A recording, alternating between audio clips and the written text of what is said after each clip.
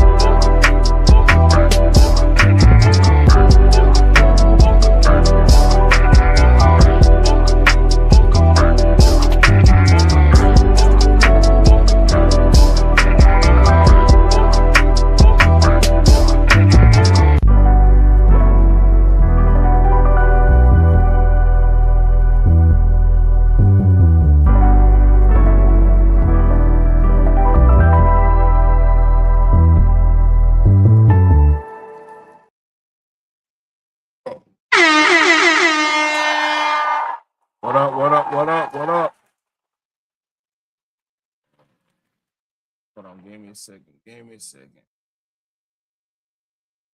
I forgot one story. All right.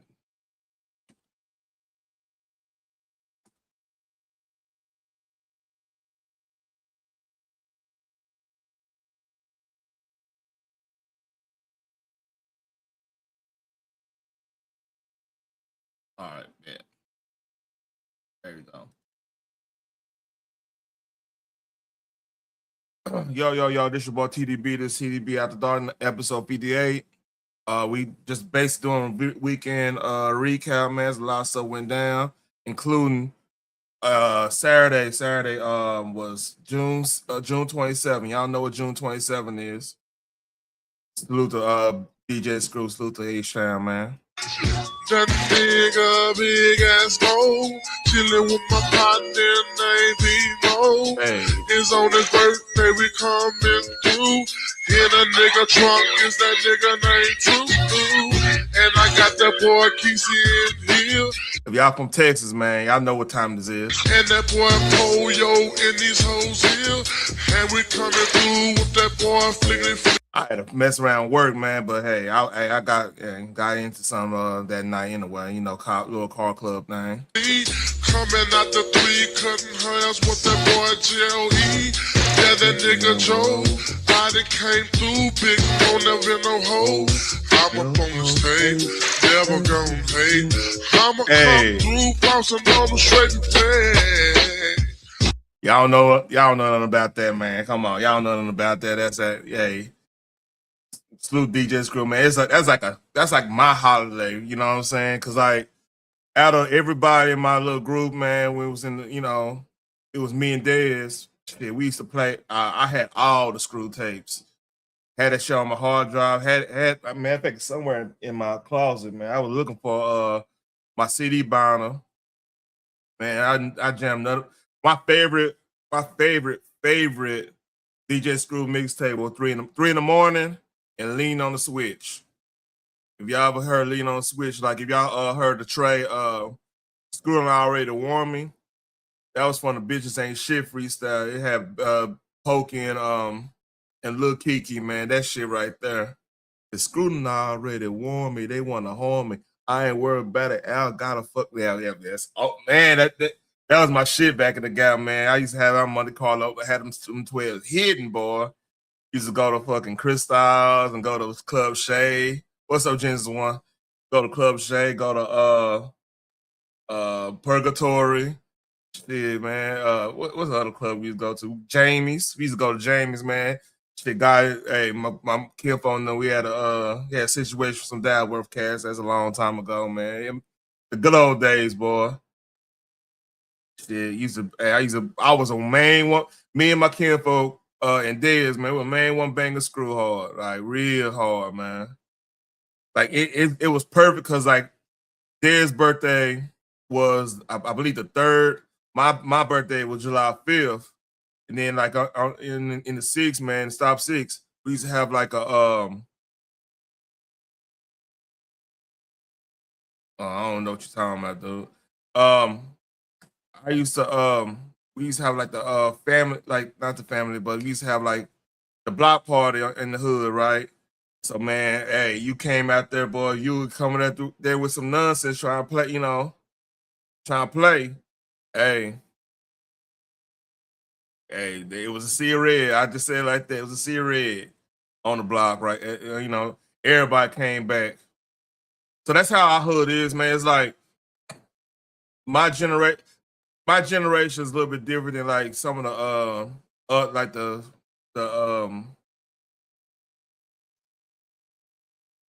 like Gen X. The Gen X, it was a split because like the early Gen Xers, all of Fort Worth, like I don't know what you're talking about, man. Hey, you gonna have to you gonna have to go time out, man. That's a little weird. Anyway, the old school, like everybody, you could go every hood and everything, but like in my generation, like the later Gen X, that's when a lot of the gang stuff start popping off. I don't know. I don't know what's going on with this. Some weird. Matter of fact, hold up. Hold up.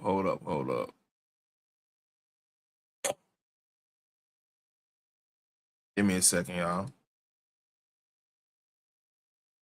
Do this video.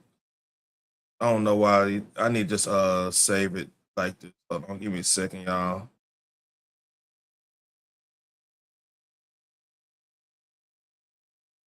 And let me change this. I meant to put that subscriber on only already. Had a hectic day.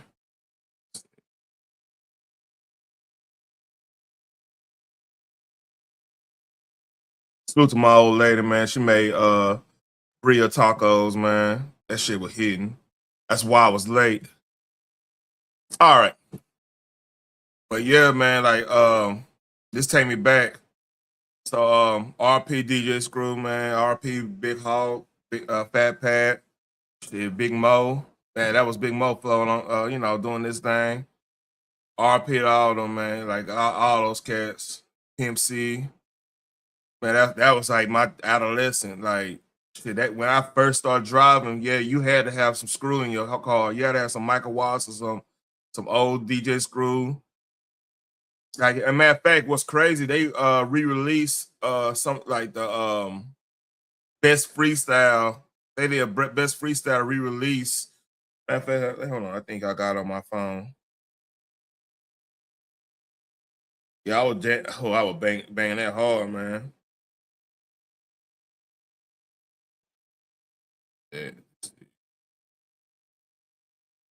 Yeah, DJ Screw, the originals. You can see that. Yeah. So yeah, I was jamming that all weekend, man. Took me back. So enough of that, man. RP DJ Screw. To me, he the real king of the South. Keep the buck with y'all, but hey, that's another subject. So, man, Jim Carrey crazy ass. I hope it's Jim Carrey. But Jim Carrey crazy ass. Let's watch this shit. Hey guys, so some people might see some tires. But I see a fire hazard. Let's say you're on the Navy base doing the NASCAR event, and you want to smoke a little devil's lettuce. Devil's lettuce. So you come over here. You go in between the tires.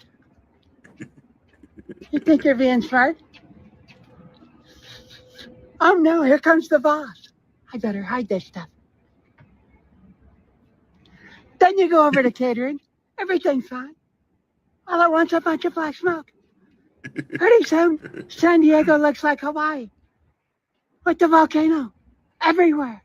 And it's all your fault, buddy. Let me tell you something.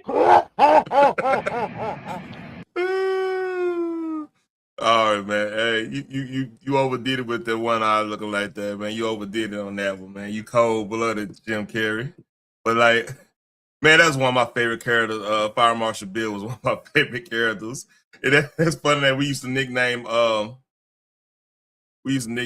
you call it, Joe Biden, because he had that he did that same mouth expression. It was a little weird there, but you know, hey, safety first, everybody. You know, you don't want to, you know, leave a lit blunt near a whole bunch of you know, tires and stuff in the middle of heat in summer. You don't want to do that. I mean, that will cause something. So salute Jim Carrey with that safety moment of the day. All right. Now this shit's sad. This shit I'm about to show y'all, this shit's sad. And I hope she get blessed, man. But this is a sad moment. I hope I ain't bring her down the room. Yeah, hey. We gotta be better towards our fellow human being, man. So this one hit hard. Let's read. I am a single mother of 7 kids. Damn. I raise my nieces and nephews, and I raise my children. And I don't have much. 7 kids is crazy. But I thank God for what we have. I was promising my kids to take them so many places and do so many things with them, and I never got the opportunity to, because it just didn't happen. But I came across a little bit of money. I said, I'm going to do something big for them. So I brought them a pool.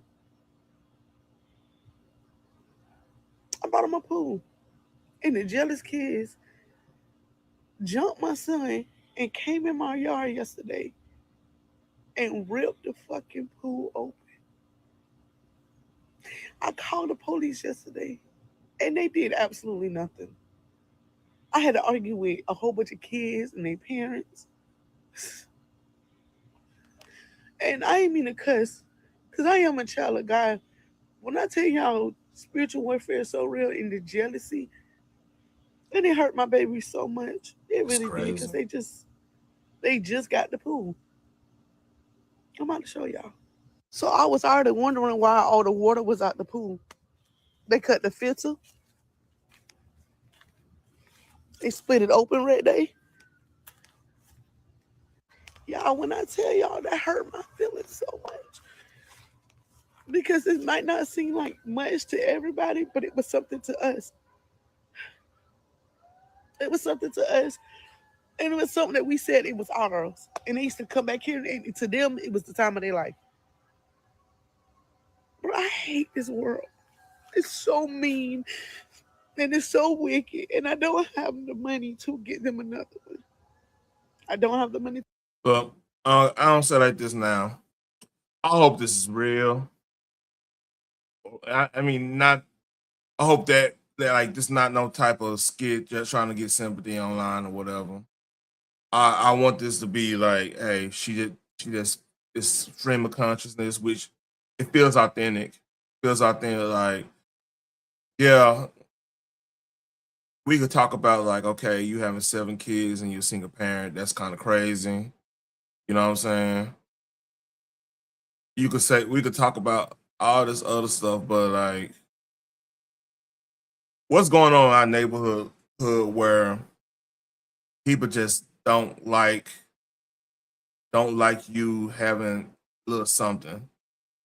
I remember this going one thing about like just me being from South Six, like there's still elements of that that spirit around.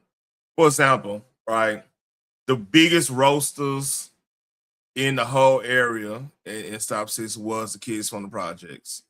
Everybody else pretty much, even the kids of the notorious streets like your the Norris Street and Truman. You know, those two streets are like notorious in Stop Six, right?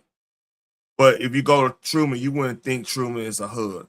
You wouldn't think it was it was one of the more treacherous parts of the six. Because like you drive through there, everybody yard is manicured, right? You know, you're gonna see nice cars and stuff. But see, the thing is how we are, and this is really Texas in general, like, hey, we even in the hood, they still have some get out and go get something type of mentality. We want to really look at the next man. But the thing is, like the project kids, they looked at everybody. Like if you had you in school and like you already went to the store and stuff, walking and you brought in some some some hot Cheetos or something. You have your own stuff. They'd be the first one begging. Then if you don't give it on, now you might have to squabble on them. Because like that, like I said, they believe that whatever you have is they entitled to that to a point. So I think that's a little bit what she just dealt with, man. What's up, Phoenix?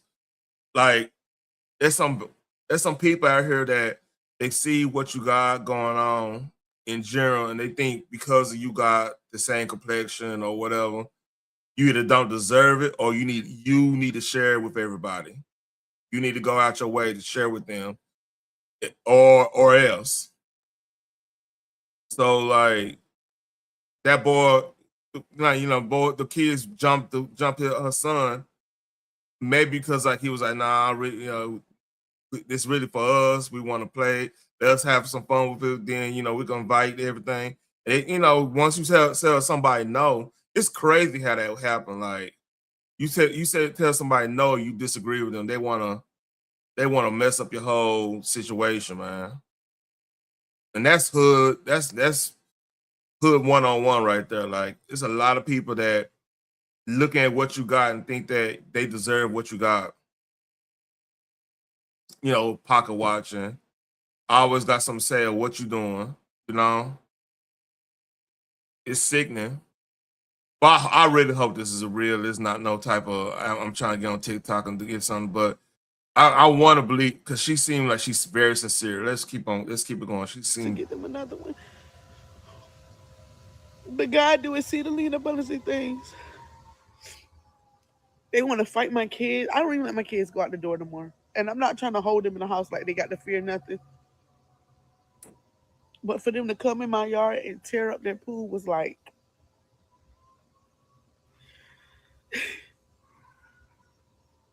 pray for me, you guys. This is why you have the Second Amendment too. Like technically, I don't know where they at, but like technically, somebody come to your pool to vandalize. I mean, technically, you can put them, defend your property. You know what I mean? You just gotta, use discretion on that type of time. But yeah, this is a sad story. Like, if this is real, this is sad. Like, and I believe people would do that. There's a lot of people just that don't like seeing people happy, and they want you to participate in their misery. So that's a sad story. Speaking of more stuff, well, depending on your point of view on this.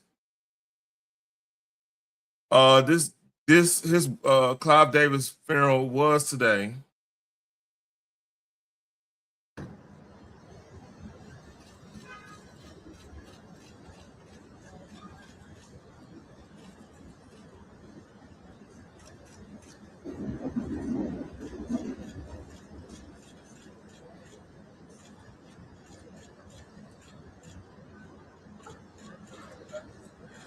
Yeah.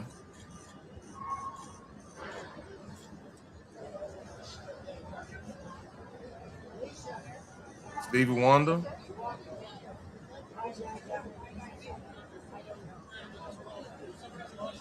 Bruce Springsteen. Usher.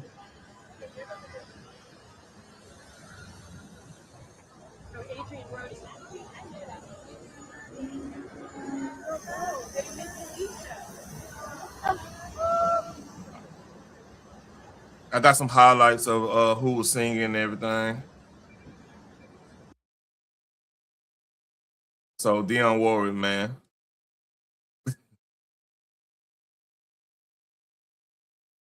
Good morning.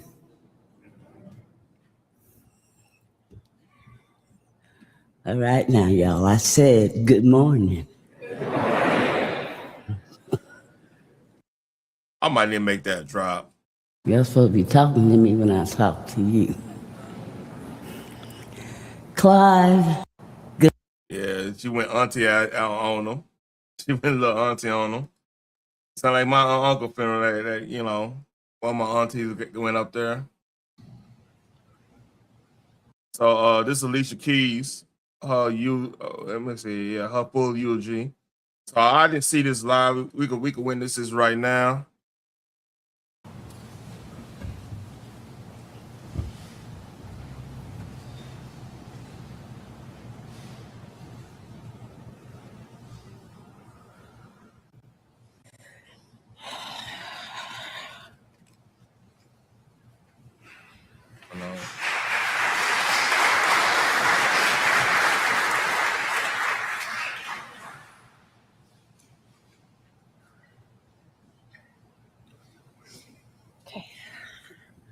I'm actually not a crier, so I'm in a strange place. That was so beautiful, Jennifer. Thank you so much. Also, yeah, I got Jennifer Hudson doing "I Will Always Love You."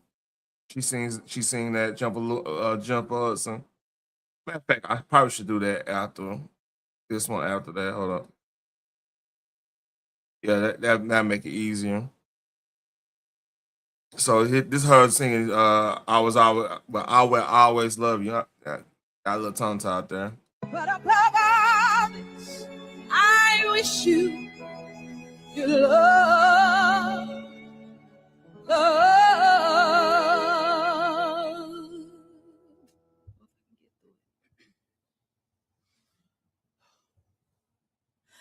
And Okay.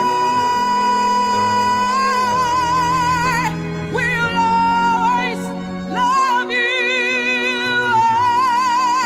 Will always love you.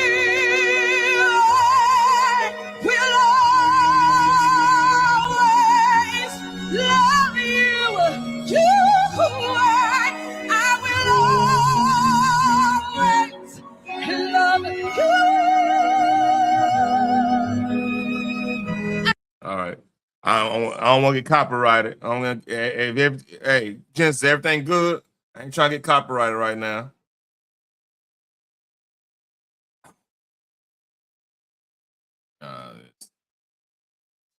Yeah. All right. So with that being said, this is Alicia Keys.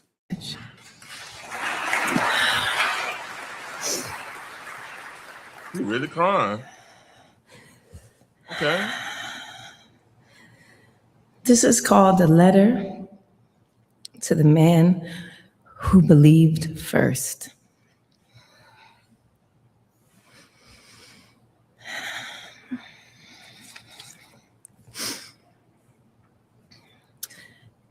Dear Clive, there are moments in life that feel like they were written before you ever lived them. Like the universe conspired quietly in the background, arranging people and places and timing so that something extraordinary could be born. Meeting you was one of those moments for me. I was 15 years old, and I remember running down the street, 54th Street, in a leather jacket that I always wore in the winter. And I was late to meet Clive Davis. My manager was livid. I couldn't do anything about it. The train had messed up. I couldn't fix it. And so I was 15 when I first sat down at a piano in front of you. 15. My son's age. Still becoming, still unfolding. And yet you saw something in me that I was only just beginning to see in myself. And that's a gift I'll never fully be able to repay, only honor. You didn't just sign an artist. You recognized the soul. You saw not just the music I'd already made, but the music that was still sleeping inside of me, waiting for someone with the wisdom and the courage to call it forward. You called it forward. You called me forward. I think about the way you always spoke about music with such reverence, like it was sacred, like it mattered, like it meant something. In a world that so often reduces art to commerce and genius to product, you held the line. You reminded me again and again that what we were doing was about truth and legacy and about the human heart reaching out to another human heart and saying, you're not alone. When we first met, you told me that he would treat me like Joni Mitchell. And I was like, whoa. He said, I'll treat you like Joni Mitchell because Joni Mitchell tells me when she's done. And when she's done, then it's time. And that was the belief he had in me. And that belief created Songs in A minor. Great album, by the way. Songs in A minor is a great album. Dead ass. Like that's I remember first hearing that album, man. Oh man, I remember nobody knew who Alicia Keys was except me. Cause like I was one of the type of dudes that I went and found music. Like I remember finding Music Soul Child, and now all of a sudden everybody was listening to Music Soul Child, and same with Trey Songz. That's just I was one that went to go search out music. Like I remember that's one thing I like about like my wife, man. We were talking about that article I was talking about on about when Billy Corgan was talking about the decline of rock music compared to the uplift of hip hop and the pop stars and everything, right? So we were just having a deep we were leaving the all right. I don't know what's going on. It's a lot of weird things, people coming on.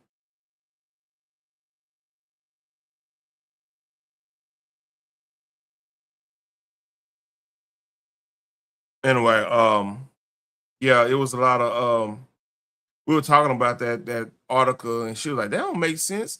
Perfect Circle was out, Limp Bizkit was out. She started running off all these names because she used to work at work, but yeah, she remember how all those acts was blowing up during that time.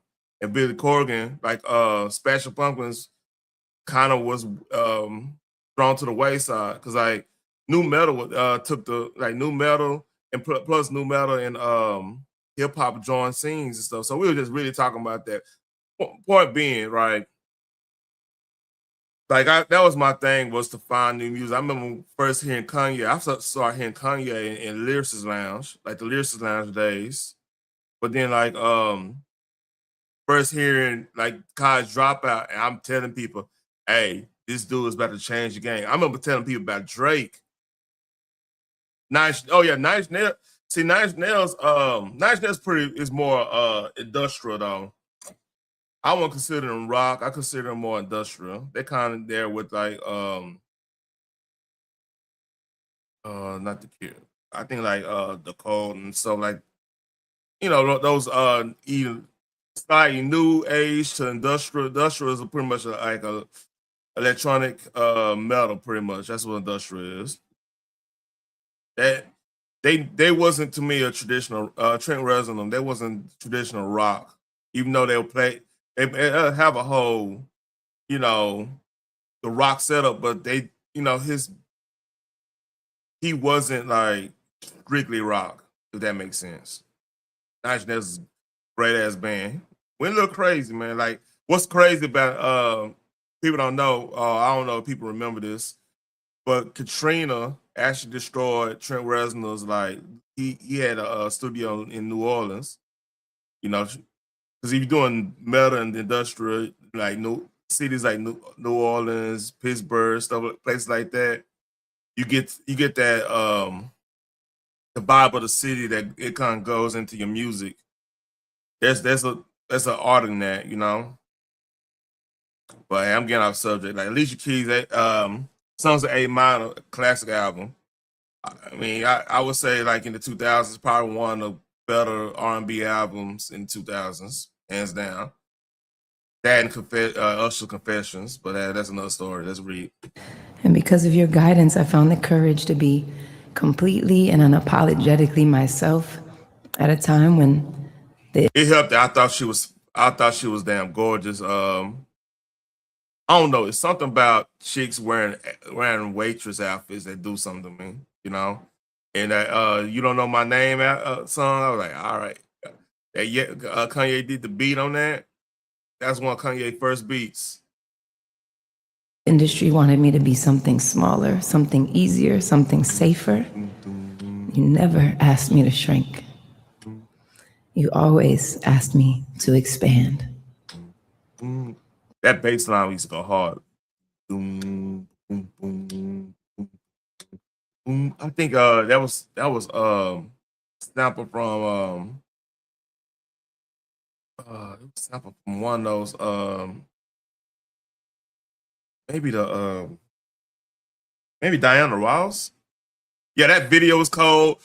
That bass line. Matter of fact, let me see this.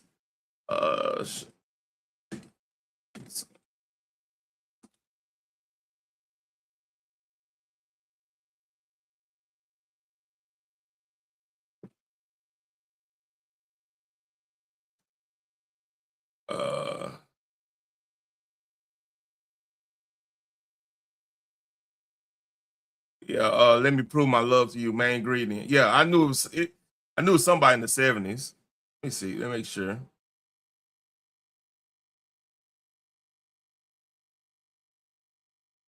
Hold up.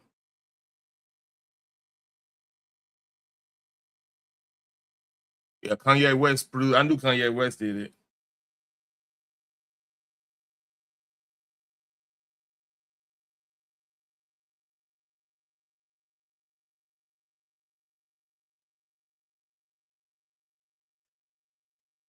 So to be proof, right here, main ingredient.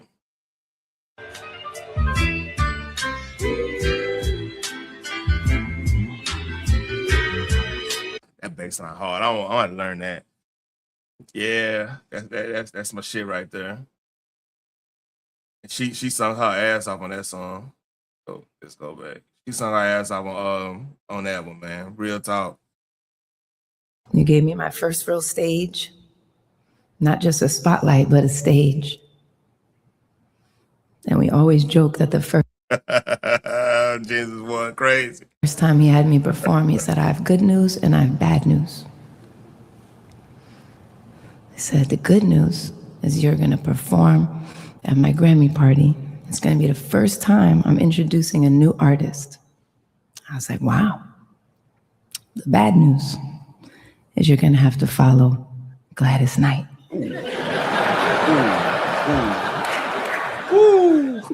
This is pretty bad news. Yeah, it is.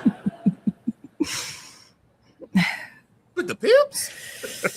You gave me a place to stand and to speak and to sing and to be heard and to write and to produce and to create. Look, well, I don't keep it but with y'all. With all the bad things that Clive was a part of, man, like he did find good talent. Like Alicia Keys was legit good talent. And honest got truth, she's kind of underrated when it comes to the singles of that because like Beyonce probably the hardest single in that time frame. He ain't that far off. You know what I'm saying? But like a lot of people don't like her personality. Like I ain't gonna say I like her personality. The whole Swiss Beats thing. Oh yeah. Yeah. That's what you saw. But now the Swiss Beats things hurt her. You know that whole situation hurt her. Yeah. But as in just talent, she can fucking blow for real. Alicia Keys will sing. And I've tried every single day since then to be worthy of that stage because I know how important that is. And I know what it cost you to bet on a young girl from Hell's Kitchen who believed a piano could change. I did not know she was on Hell's Kitchen. That's news to me. I never knew that. The world.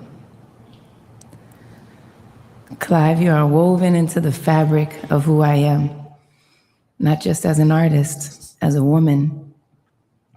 You showed me what it looks like to move through with integrity and intention. You showed me that excellence is not an accident. It's a devotion, a daily, relentless, beautiful devotion. And I carry that with me everywhere I go. To your family. Elegant words, so I'll give her that. Thank you for loving me just as much as he what's up, nephew? does. And always know that the man you love and cherish has poured something immeasurable into the lives of artists who might otherwise have never found their voices. The music that has moved us and comforted us and that we celebrate with, so much of it exists because Clive Davis believed it could and should. And that legacy will outlast all of us. And it will live in every song, in every concert hall, in every quiet room where someone puts on a record and finally feels understood.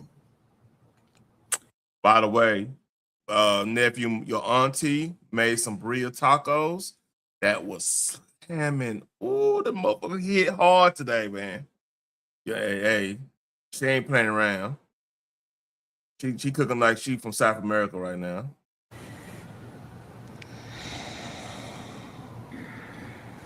But man, this some elegant words though. Shout out to Alicia on this. Like, well, I got greatness is. Let me go back. I don't want to go back to say that. Greatness is intentional, man. That's a bar. You really heard it. Hey, take whatever you feel about Clive away, man. Her saying that greatness is intentional. That's a bar for real.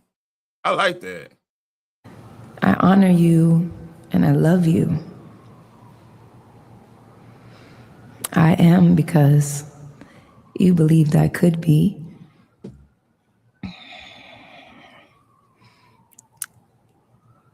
Thank you for the music, for the vision, for the encouragement, for the friendship. Really. Every single time. And he knew everything. He knew everything that was going on at all times. You couldn't believe it. I wonder how many people reporting to him about what he knew, so he know. That's another story for another day. But like, we sometimes forget, man. Like, even people that got bad raps, they still gonna have loved ones and stuff, man. You know, and you know, you never know. Like, the persona compared. Because think about this, like I was going through.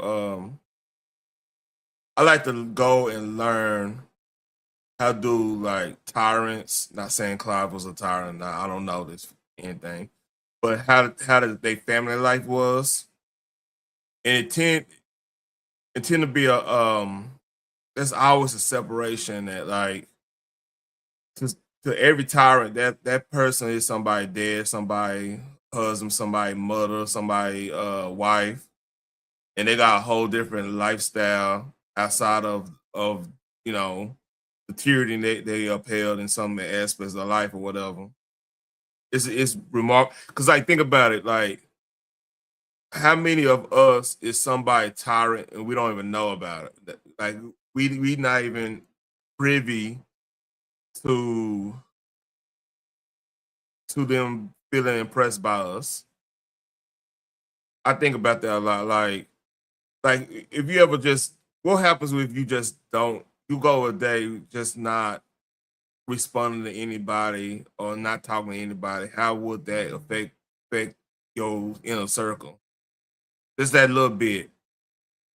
I think about that a lot. Like you don't really know the effect of you have on people, good or bad, really.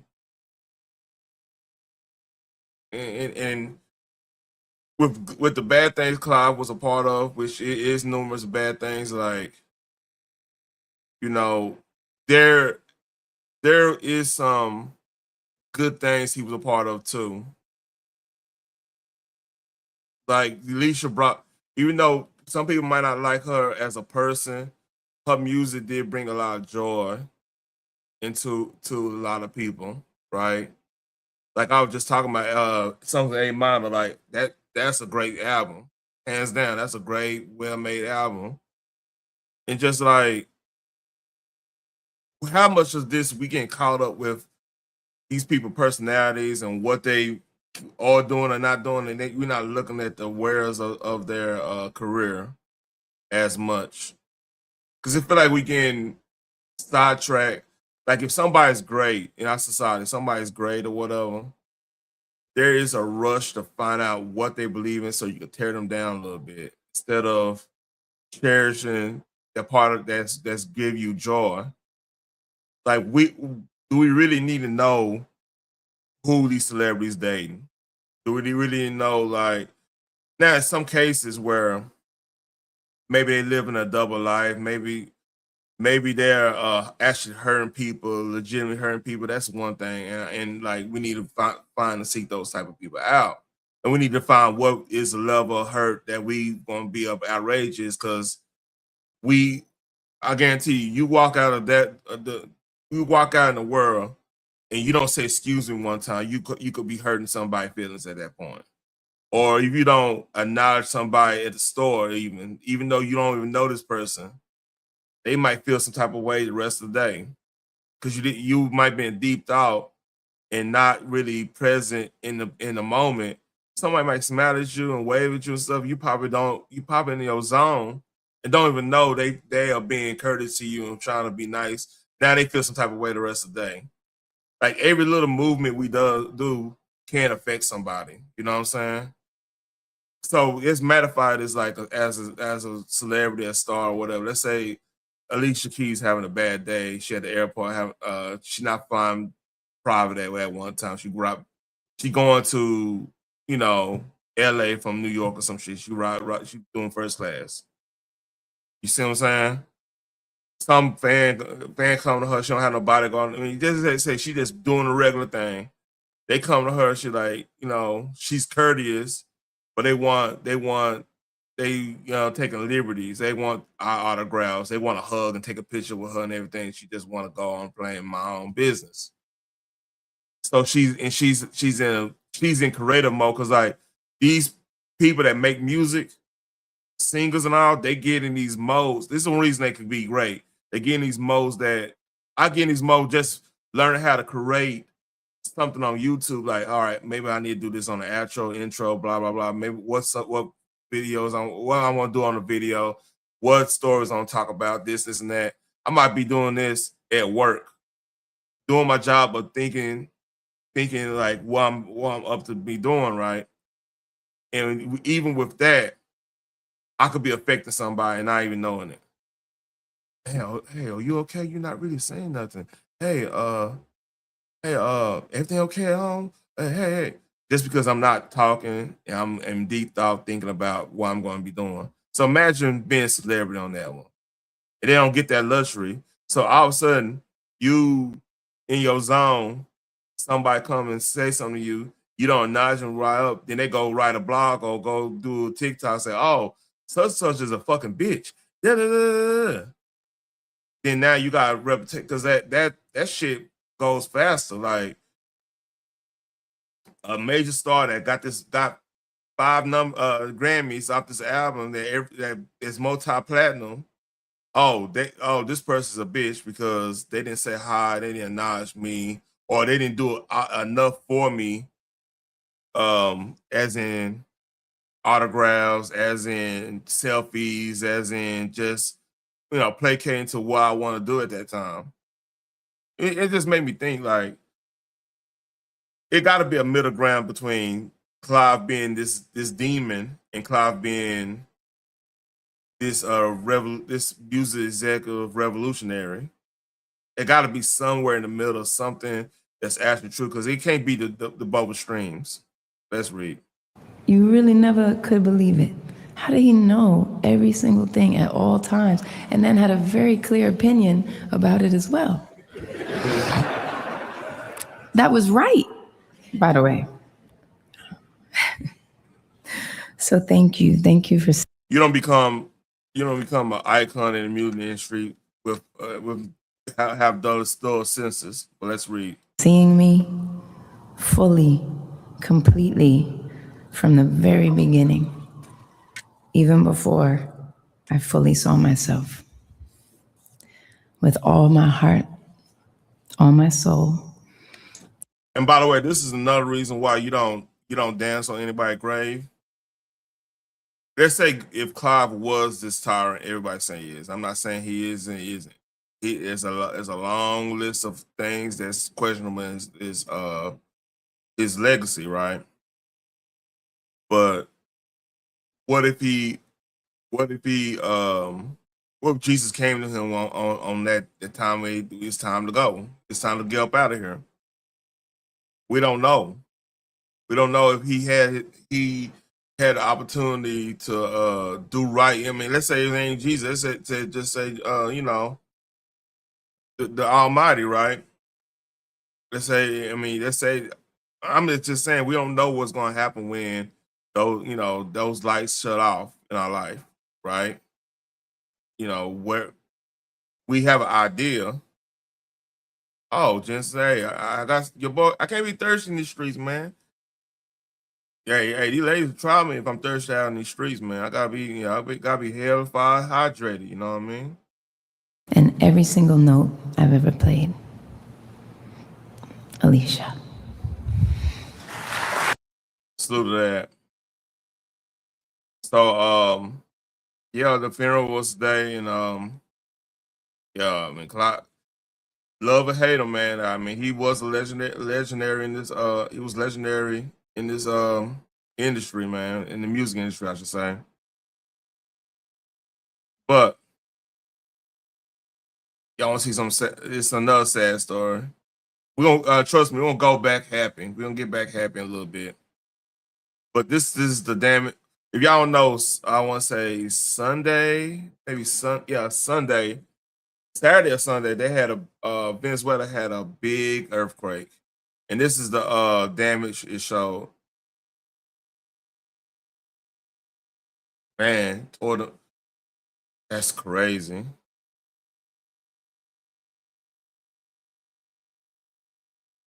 They had 7.5, like multiple 7.5 earthquakes.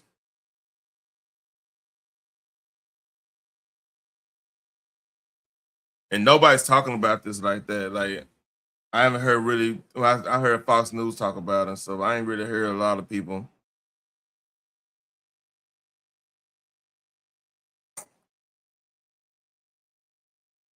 Yeah, for that building up. So let's go back up here. So current figures from the Venezuela earthquake: 1,430 dead, 3,238 injured, 68 close to 6,900 people are missing. Families tell Venezuela. This is from LaGuerra news. That's a sad situation. Y'all pray for Venezuela, man. I got it's a chick that work do the bikini fitness contest, and she's Venezuelan, and like she cool people, man, and at my gym or whatever. And her whole family, they were happy Maduro left and stuff, and they live, I want to say, they live close to Caracas. So that hit all that, man. And you know, they good, but it was one of those crazy things. Oh, did y'all hear? A North Carolina jail had a riot, and this is a big story today. Regional jail in Eastern North Carolina were able to overpower and seize control over the jail early this morning. This is a look at some video that we received from our sister station from that scene that's still active here, where you can see the huge law enforcement presence here. Now, we can report that several detention officers are now safe after they took control over this facility. It began at around 5:30 this morning. We also have a look at a map here, just giving you an idea of where this is located. Just south, you can see, or next to Rocky Mount on the other end there, but again, east of Rocky Mount. According to the SBI, a total of 88 inmates and 3 guards were inside the facility when the incident began, and one of the guards was able to escape with 2 others taken hostage. At around 9:30 a.m., the SBI said authorities were able to negotiate the safe release of 18 inmates, and the 2 guard hostages were unharmed. So right now, again, they're still working to seize control and get back control of the facility. This is a story that we will continue to stay on top of with a news conference that is beginning in the next few minutes. Regional jail. How the hell did they beat up all those guards and took control of? That's crazy. They must apprehend took their guns off on them. Well, they wouldn't have guns in the cells though, in the hallways. That's crazy. And what's crazy is black and white. Oh, they joined together. Oh, that's crazy. Hey, I want to have a lot of people, man. It must have been really fucking with them, man. If the white and black folks joined together, that's crazy. Oh,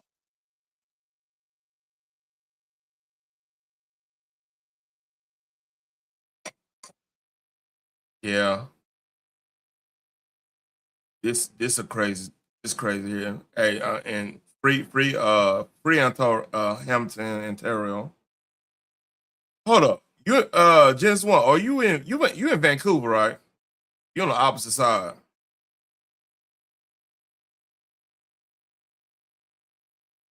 So this is crazy here. This is a mayoral candidate. I knew I wanted to run for mayor when Andrew Horvath refused to meet with me when I was the victim of a hate crime. You in Toronto? So you this is Hampton. It's near you. And we were at the safety summit, and she had her communications person, Amanda Kinnaird, stand in front of me like I was a feral dog, when I actually just wanted to be respected. That's when I knew I wanted to run for mayor. So this person, I want to make sure you understand what we're seeing here. This person is, trans with a sock puppet as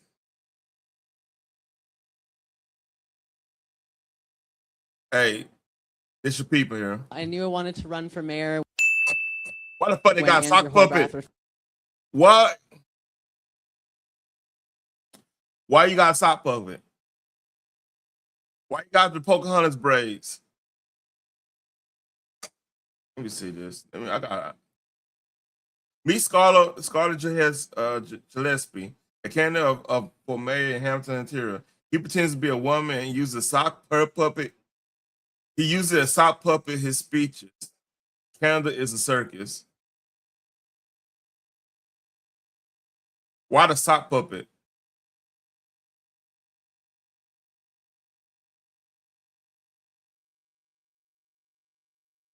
Why do you need a sock puppet?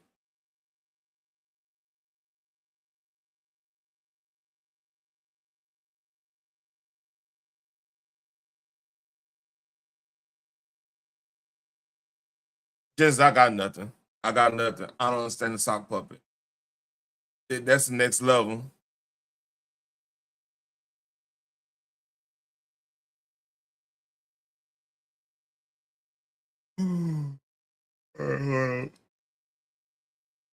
All right.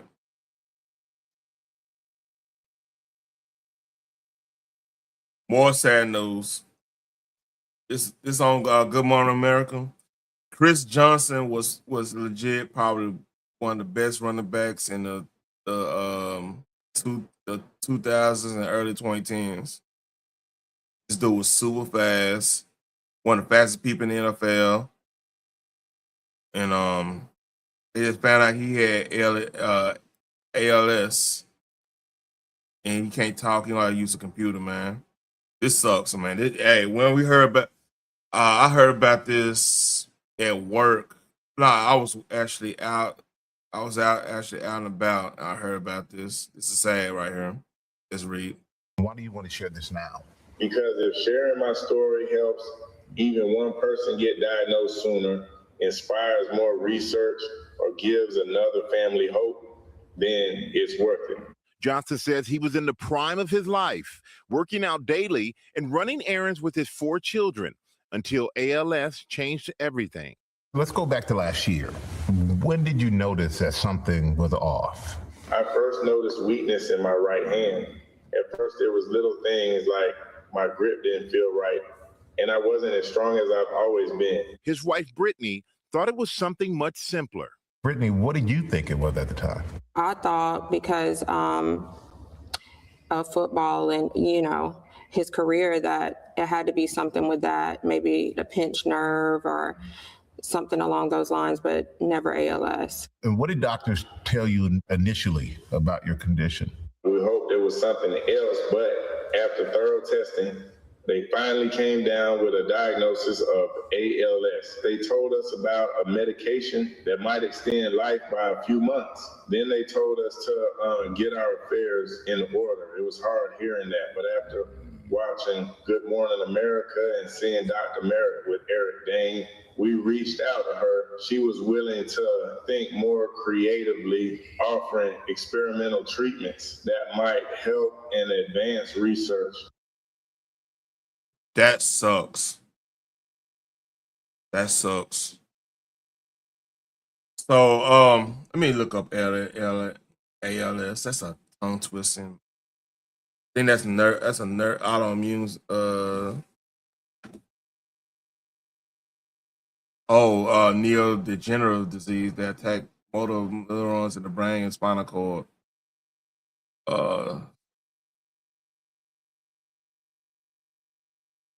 Yeah. So there's a speed different side of this progress and spreads to other part of the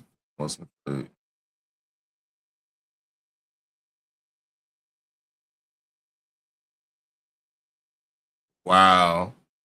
So 90% of the cases, the disease occur randomly with no clear family history.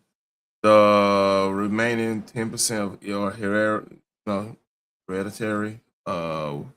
while the extra will remain heavily researched.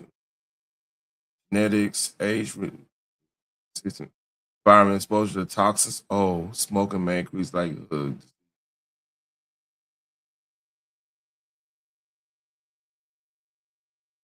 So, yeah, that's sad. So basically, if you constantly around toxic stuff like a plant or whatever, that's crazy, man. Like y'all understand? Like Chris Johnson was he's one of the fastest dudes in the NFL. I wonder a lot of it, like if you've been, especially living in like the Lord. Matter of fact, let me see where Chris Johnson actually from.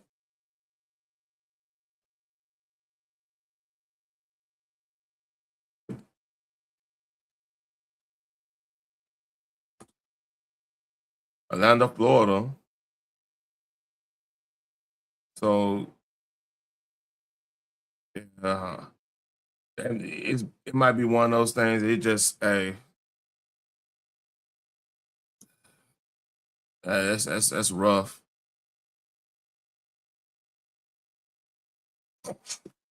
I have nothing. I mean, yeah, God's controlling that one.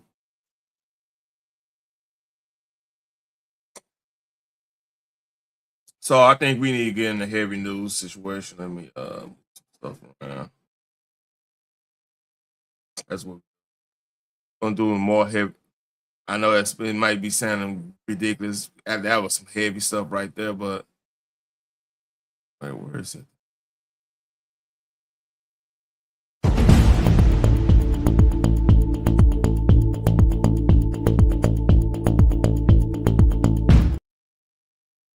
So we got some foreign policies, geopolitical stuff, and this from PrometheanAction.com.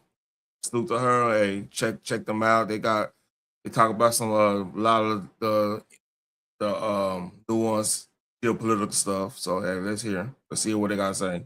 Speaking at the Nixon Library last week, Vice President J.D. Vance dropped a bombshell. And by the way, if you look at the story of how the deep state took down Richard Nixon, it's not all that different from what the same groups of people, the same institutions tried to do to Donald Trump in the first Trump administration. There is a parallel. And a few minutes later in that interview, the vice president gave us a hint as to why both presidents have been targeted. He was reflecting on the epitaph on Nixon's memorial, and he quoted it. The greatest honor history can bestow is to call someone a peacemaker.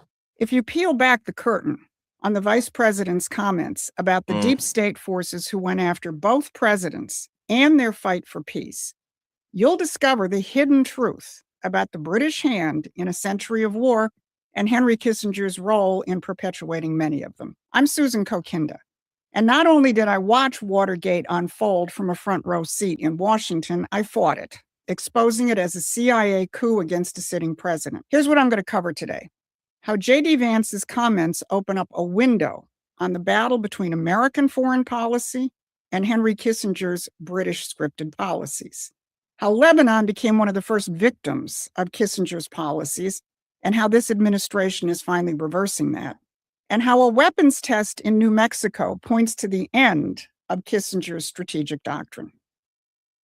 So if y'all don't know, like probably one of the biggest black eye on Reagan's administration was the situation in Beirut. Like that was the one thing that he didn't have really any answers towards. You know, they did everything to get outside of there, but like that was, if you want to say, that's one of the one thing that hurt him politically the most was the Beirut situation.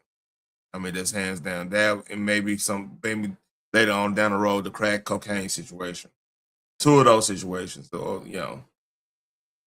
Overall, her saying fixing the Kissinger, because Kissinger did have a part, like he was around during the whole Lebanon Civil War thing. So that's interesting to me. So let's go back to what else the vice president said at the Nixon Library, in addition to coming right out and saying that the deep state had targeted both Nixon and Trump. I'm actually fascinated by Nixon as a character in history. I think that his historical legacy is enjoying a bit of a renaissance, but I think deservedly so. He was actually like a political genius.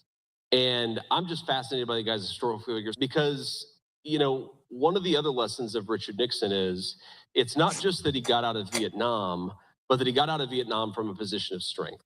Did you catch that? Out of Vietnam. because Richard Nixon was the second post-war Republican president who had the same job: get the United States out of one of Britain's perpetual wars. Here's the pattern nobody connects for you. Before Nixon ended Vietnam, Dwight Eisenhower ended Korea. And Eisenhower did something even bigger. In 1956, when Britain, France, and Israel moved to seize the Suez Canal, the American president slapped it down and forced them out. Let that sink in. That's true. An American president telling London they didn't have free reign in the Mideast. Then a decade later, Eisenhower did something even more stunning. He outlined an American approach to the Middle East. In 1967, near the end of his life, he wrote a piece in Reader's Digest, along with the former head of the Atomic Energy Commission. They proposed bringing the Atoms for Peace vision to the Mideast with nuclear-powered desalination, which would turn the desert into farmland and provide water and power for Arabs and Israelis alike. Shared peace and prosperity, not managed hatred. Now, Richard Nixon's first Secretary of State, William Rogers, came out of the Eisenhower administration. He had been Ike's Attorney General. Take note, Rogers was Secretary of State. Henry Kissinger was National Security Advisor in that first term. In the wake of the 1967 Six-Day War between Israel and Egypt, Rogers proposed a comprehensive plan for real Arab-Israeli peace. The purpose of Rogers' plan was to end the conflict, not perpetually manage it. And that's the same tradition Donald Trump has revived decades later with the Abraham Accords, which, like Eisenhower's original proposal, focuses on the economic development of sovereign nations and their shared prosperity. And it's the same tradition that Franklin Roosevelt put forward at Casablanca, challenging Churchill about the British 18th century methods, which take more out of a country than they put back in. Roosevelt wanted the colonies to be freed from British and French colonialization and develop them with American economic methods. But Roosevelt's challenge to Churchill died with him, and the Eisenhower-Rogers tradition ran smack dab into Henry Kissinger, Britain's man on the inside. Now, before I get to Kissinger's role in the Nixon administration, and that's interesting because I think Kissinger had a lot of connections in London. Everybody knows that. So that's something to that, man. how Donald Trump is reversing the damage, I want to encourage you to subscribe to Promethean Action's free newsletter. We'll give you the real background you need to cut through the noise and understand what the president is actually doing. The link is in the description. And I like the fact that she's not harping on like Israel, we doing this on Israel and stuff, because it's deeper than that. Like what she's going after is like, hey, especially during the Industrial Revolution, yeah, it was no way we was gonna outproduce everybody just with the sheer fact that we had more industrial might than pretty much every other country at the time. Resources, the whole nine, like coal, and we can make steel like crazy. So and plus then we were terroring everybody, especially like in 1890s all the way to like 1914. We were terroring the shit out of everybody, man. Maybe even early that, but like during the Industrial Revolution, man, we would make a lot of money from that. But hey, let's read. Description. So who was Henry Kissinger and why do I call him Britain's man on the inside? Well, for starters, he admitted it. In 1982, he gave a speech to Britain's premier think tank, Chatham House, where he said, "In my White House incarnation, then, I kept the British Foreign Office better informed and more closely engaged than I did the American State Department." By the way, William Rogers was running the State Department. But it's deeper than who he answered to. Kissinger's entire foreign policy was based on the British balance of power doctrine, the doctrine of Metternich, the Congress of Vienna, that later got repackaged as the geopolitics of the British Roundtable. Kissinger never wanted the kind of peace Eisenhower and Rogers were after. Yeah. His doctrine has one rule. You never actually solve a conflict. You manage it. You pit nations or various forces against each other so that no one is ever strong enough or peaceful enough to break free. So when William Rogers pushed his comprehensive peace plan for the Mideast, Kissinger pushed the other way. Yeah. Nixon was increasingly cornered by Watergate, and he gave in to Kissinger. By September 1973, Rogers was out. Kissinger replaced him as Secretary of State. And not long after, the Yom Kippur War broke out, the peace plan died, and the wars came back. And Lebanon was thrown into the meat grinder. Watch how the doctrine works. In the mid-1970s, Kissinger orchestrated a proposal that drew a red line across Lebanon, luring Syria in. By 1974, Kissinger's shuttle diplomacy throughout the Middle East was in full swing. And by 1975, Lebanon was in a civil war. Yep. And it stayed that way. A permanently managed conflict zone, which is finally being addressed by Donald Trump's administration. Because on April 14th, 2026, just a little over 2 months ago, in the midst of U.S. operations against Iran, the Lebanese and Israeli ambassadors to the United States met face-to-face with Secretary Rubio for the first time in 43 years. And then last week, on June 26th, Israel, Lebanon, and the United States signed a trilateral. So when she's talking about Lebanon, she's not talking about Hezbollah. See, what people don't understand, Lebanon is actually a country without, like, the government without recognition in the country. Like, Hezbollah is pretty much the governing body, but it's confusing. So let's read. Framework to end the conflict Henry Kissinger started. Listen to how Marco Rubio framed it. We are happy to announce a framework agreement between the sovereign government of Lebanon and of course the government of Israel, with a mediation and support of the United States of America that begins to put in place a framework for lasting peace and security. The people of Lebanon have suffered tremendously now for decades as a result of outside interference in their affairs. What they deserve to have is what they once had, and of which there is recent history of, and that is a prosperous and peaceful country, a diverse country where people of different backgrounds were able to live and coexist side by side, and in many ways was the envy of the region and of the world. Secretary Rubio did say it will take time, but we are in a different world than the world Henry Kissinger bequeathed to the nations of the Mideast. Oh, yeah. Just listen for a moment, as an example, to the closing words of the Israeli ambassador. God bless Israel. May God bless Lebanon. May God bless the United States of America and all those who pursue peace. We are looking at the potential for peace and sovereignty, not balance of power forever conflict. But settling one region's wars is not the whole revolution, because Kissinger ran the same doctrine on a global scale, and it held the entire human race hostage. Yep. And last week, out in the desert, that one cracked too. On June 23rd, out at the White Sands testing grounds in New Mexico, Secretary of War Pete Hegseth stood and watched American-directed energy weapons burn drones out of the sky and demonstrate the proof of principle meant to take down far harder threats. The United States is now developing technologies that were proposed over 4 decades ago and which were throttled by none other than Henry Kissinger. Because in the closing words of the Israeli ambassador, not balance of power for. That's insane. Thinking about that, I hope this is all true, but that's insane. Like, we could have had direct energy weapons. I believe we could probably think about it. You look at technology, we probably could have had direct energy weapons back in the 80s, which that would have been 4 decades ago. Believe it or not, that's crazy. Think about it. Damn. Forever conflict.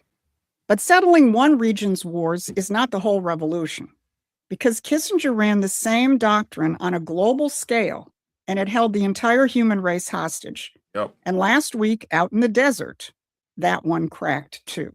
On June 23rd, out at the White Sands testing grounds in New Mexico, Secretary of War Pete Hegseth stood and watched American-directed energy weapons burn drones out of the sky and demonstrate the proof of principle meant to take down far harder threats. The United States is now developing technologies I'm still streaming. that were proposed over 4 decades ago and which were throttled by none other than Henry Kissinger. Because in 1972, Henry Kissinger locked in the Anti-Ballistic Missile Treaty, a treaty whose entire purpose was to limit missile defense. That was the Why would you want to limit missile defense when we're in the Cold War? That makes no sense. Let's read. ultimate implementation of the doctrine of mutual and assured destruction, or MAD. Ronald Reagan tried to end it when he announced the Strategic Defense Initiative on March 23, 1983.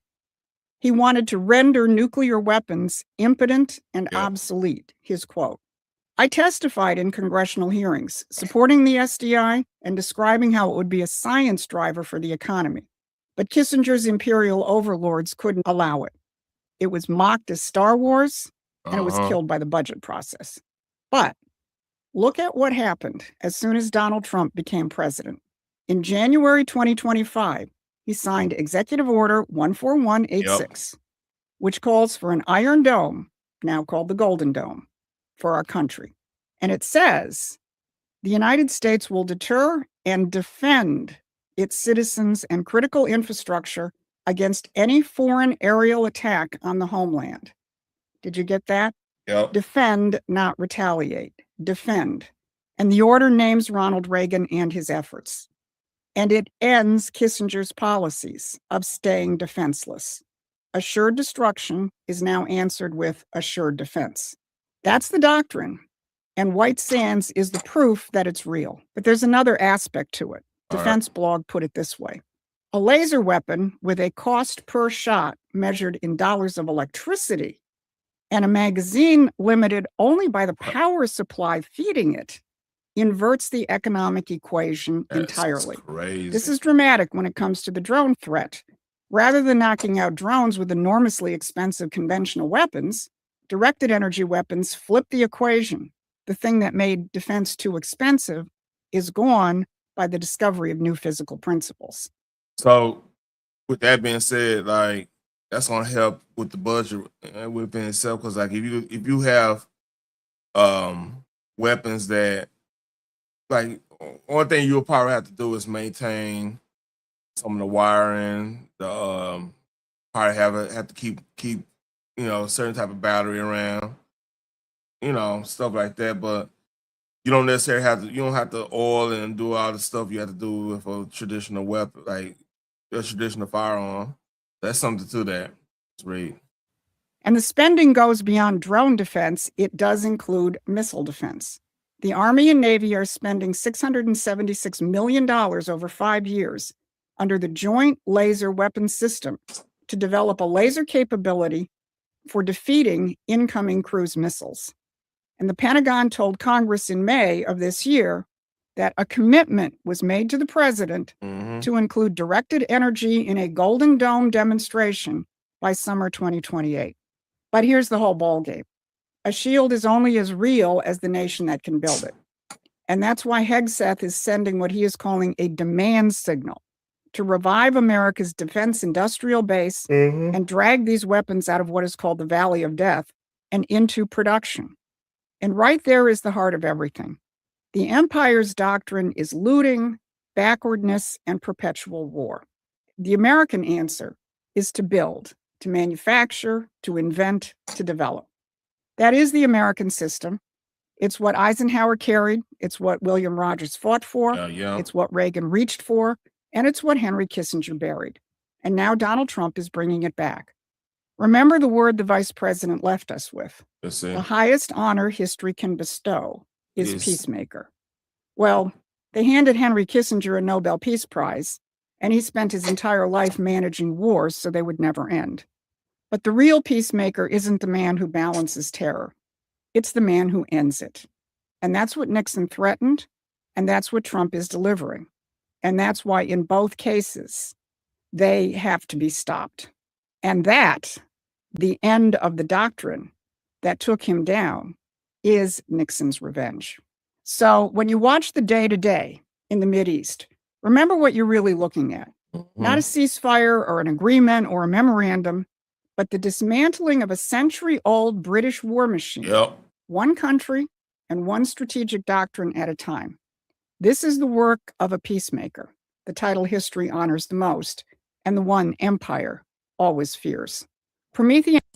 So, with that being said, the thing we got to worry about, because Otto von Bismarck did a lot of deals back in the gap during the late stage of the Industrial Revolution. He did a lot of deals and stuff, and it's good for a time period until hard times show up, i.e., World War One. Because you go look at Bismarck's that was the ex-chancellor from you know, Germany Empire. So when you do so many good deals, it's always somebody that's ready to get out that deal and establish themselves when one of the principles of the deal is gone. So yeah, like what we need to do as people, especially you start getting into politics, we have to uphold like a lot of stuff that work with Trump and push for that stuff that actually work. So there's a little stuff going on. Hold on, let me make sure. I'm almost done here. So footage just dropped showing IRGC headquarters in Hamadan, Iran, getting blown apart after Allied strikes. The regime looks weaker every day. Blah blah blah.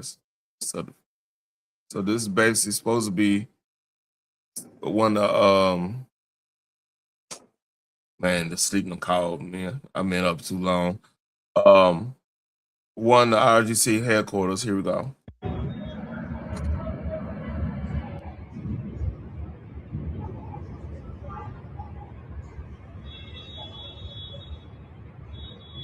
It's over there close to where the curves are. So that went down. It's a lot of Trump had a lot of airstrikes going on right now, around the clock today. I think he tired of them, man. Hold on, my man got dry again.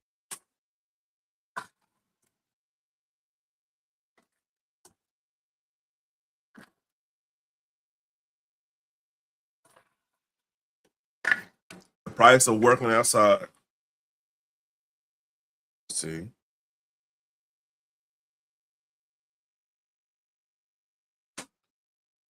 All right. So on some good news, man. We want to do some good news.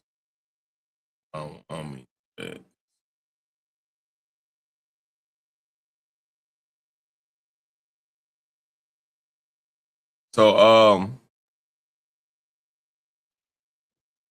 so World Cup is still going on. Salute the World Cup, and this is what the Norwegian team was greeted with.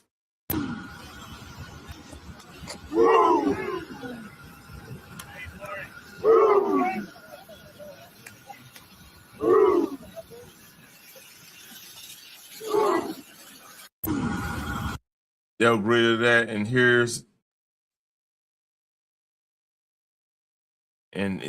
this is them in Dallas. They look like the Londoner bar. That's I wonder which one they had. That could be the one in Carrollton. But let's read.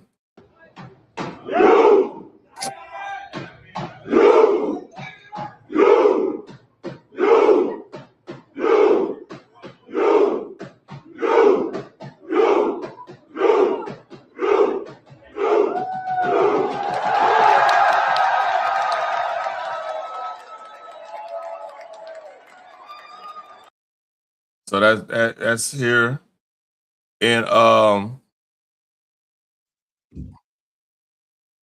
then today, I believe it's today. Yeah, today. So King Abdullah II of Jordan he been here this whole weekend, and they show him going to Terry Black's. That's a Texas barbecue spot that originated down there. I think down there in Austin. They got it up here now. So he went here, and then he visited a Jordanian restaurant in Richardson. Richardson got a large Arab community up there. Richardson, Texas. That's like the northern part of Dallas. You'll call it like semi far north Dallas, you know.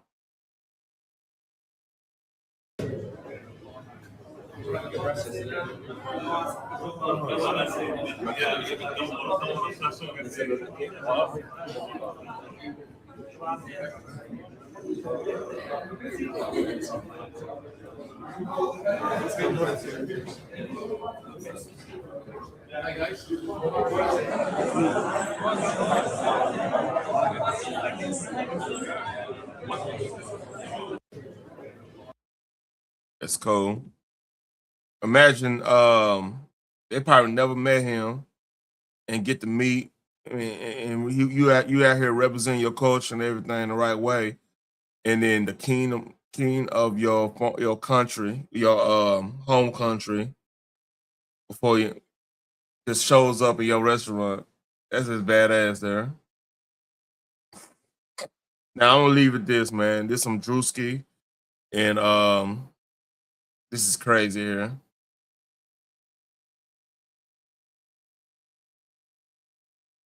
So I haven't watched this, so we're gonna be watching together. Let me get my loud track ready. Let's go.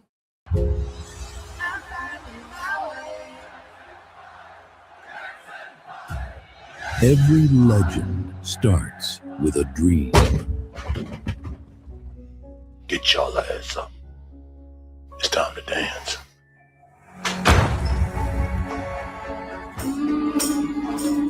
Damn it, Tito! How many times have I say it's 1-2 step?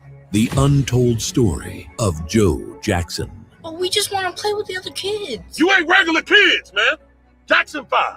Wake up, dance. Go to sleep, dance. Fix your face, man. On the top. 5, 6, 7. Didn't I tell y'all? Practice the steps. It's step, snap, step. Dad, I thought it was step, clap, snap. Childhood is nothing without fatherhood. What are you doing, Joe?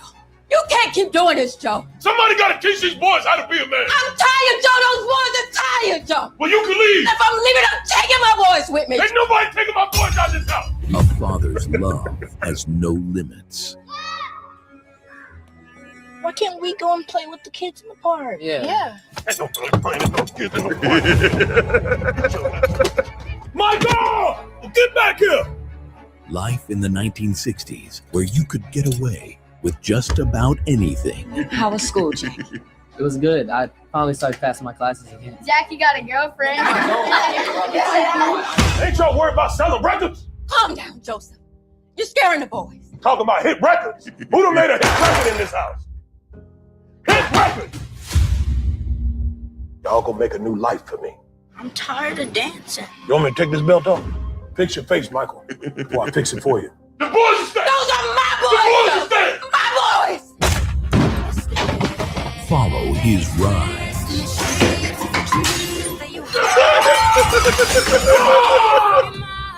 Understand his genius. Get back in here. It's time for rehearsal.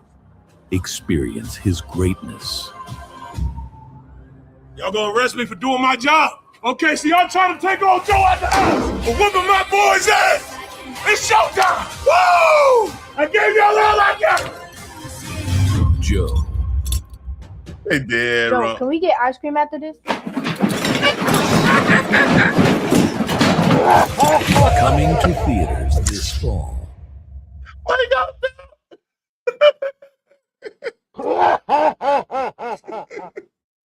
All right. I'll leave off that, man. Oh shit. Oh man. I hope I don't have to edit that out, but goddamn, boy. I mean, he just wants some ice cream. You better whoop this.